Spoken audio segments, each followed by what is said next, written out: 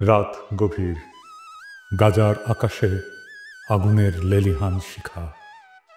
বিস্ফোরণের প্রতিটি শব্দ যেন আকাশকে ফুঁড়ে চিৎকার করে জানিয়ে দিচ্ছে এখানে জীবন আর মৃত্যুর মধ্যে কোনো ব্যবধান নেই। ধ্বংসস্তূপের নিচে চাপা পড়া মানুষের আর্তনাদ বাতাসে মিশে গেছে। এক মায়ের কণ্ঠ ভেসে আসছে, আমার বাচ্চাকে বাঁচান। কেউ কি শুনতে পাচ্ছেন? কিন্তু এখানে কেউ কারো কান্না শোনে না। এখানে কান্নার চেয়ে বড় শব্দ হলো ক্ষেপণাস্ত্রের গর্জন। ইফতারের পর ক্লান্ত শরীরে একটু বিশ্রামের আশায় যে পরিবার শুয়ে পড়েছিল, কয়েক সেকেন্ডের ব্যবধানে তারা ধূলিসাৎ হয়ে গেল। একটি শিশুর ছোট্ট হাত ধ্বংসস্তূপের নিচ থেকে বেরিয়ে আছে, কিন্তু তার শরীরের আর কোনো অংশ নেই। এটা যুদ্ধ না, এটা নিছক প্রতিরোধের বিরুদ্ধে লড়াই না, এটা একপাক্ষিক গণহত্যা। ইসরায়েল এবং হামাসের মধ্যে যুদ্ধবিরতি বলবৎ ছিল। বিশ্ব আশায় ছিল হয়তো কিছুটা শান্তি আসবে, কিন্তু শান্তি আসেনি, বরং নতুন রক্তপাত শুরু হলো। 18 মার্চ রাতে কসাই নেতানিয়াহুর বাহিনী যুদ্ধবিরতি ভেঙে বেসামরিক মানুষের উপরে ভয়াবহ হামলা চালালো। এক রাতে 400 জনের বেশি মানুষ শহীদ হলো, যাদের মধ্যে অধিকাংশই নারী, শিশু, বৃদ্ধ। যুদ্ধবিরতি নয়, বরং সেখানে আবারও নির্বিচারে বিমান হামলা চালানো হলো।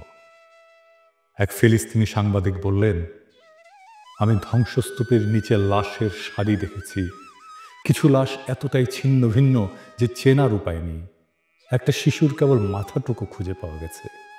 এটি কি কোনো সভ্যতার পরিচয় বহন করে? গাজার শিশুরা কোথায় যাবে? সমস্ত শিশুর স্বপ্ন এখানে এক ধ্বংসস্তূপ।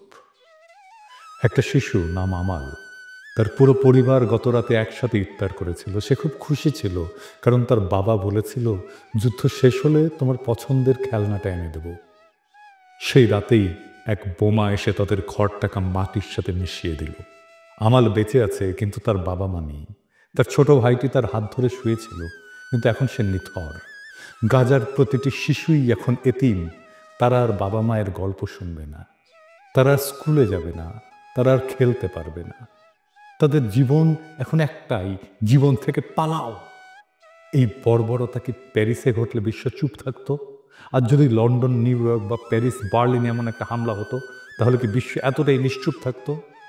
যদি প্যারিসের শিশুদের উপরে বোমা ফেলা হতো, তাহলে কি জাতিসংঘ শুধু নিন্দা প্রকাশ করত?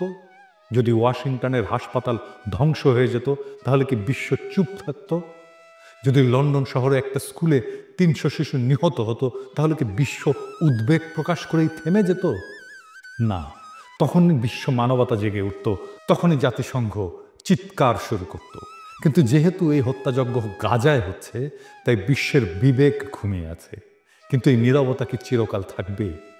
একজন বাবা তার মৃত সন্তানের নিথর দেহের পাশে বসে আছে। শিশুটির হাতে আঁকা ছিল একটা ছবি, একটা সূর্য, একটা ঘর আর একটা ছোট্ট পরিবার।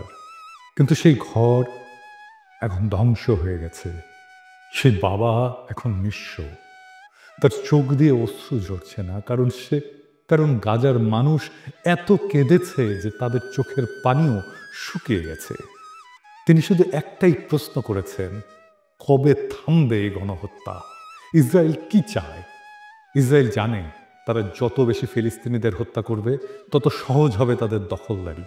প্রথমে তারা ফিলিস্তিনিদের জমি কেড়ে নিল, তারপর তাদের ঘরবাড়ি ধ্বংস করলো, তারপর তাদের খাদ্য পানি বন্ধ করলো।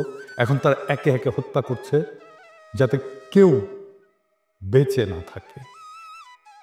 এটা ধ্বংসের একটা পরিকল্পিত নীতি। এটাকেই বলে এথনিক ক্লিনজিং।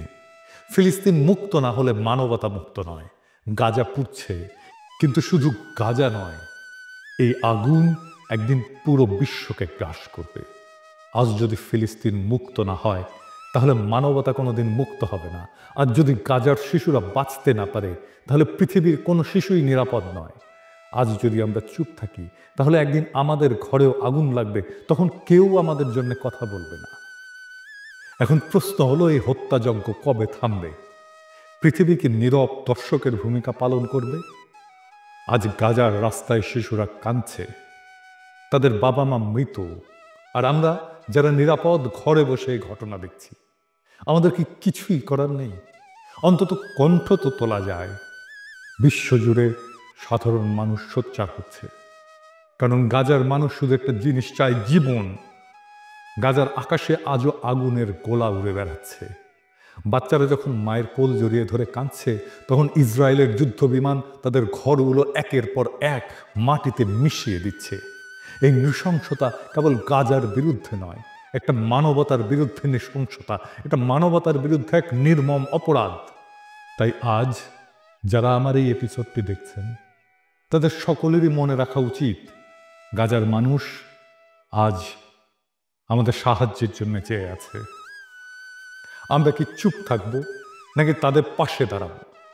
পৃথিবীর বিবেক কি জাগবে, নাকি আরো হাজারো শিশু ধ্বংসস্তূপের নিচে চাপা পড়বে নিঃশব্দে?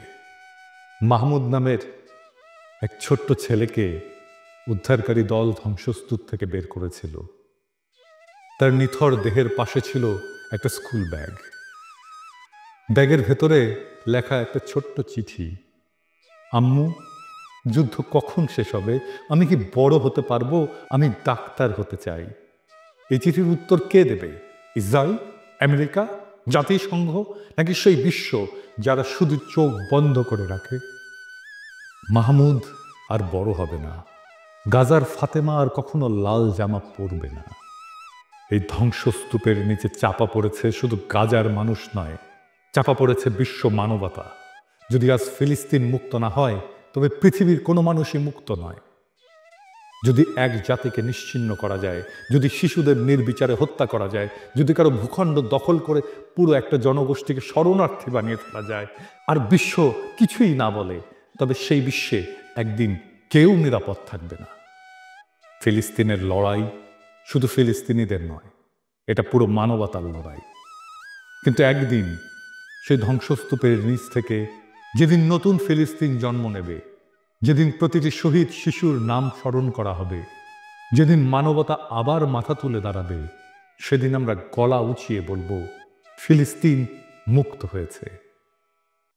আর সেদিনই মানবতা মুক্ত হবে।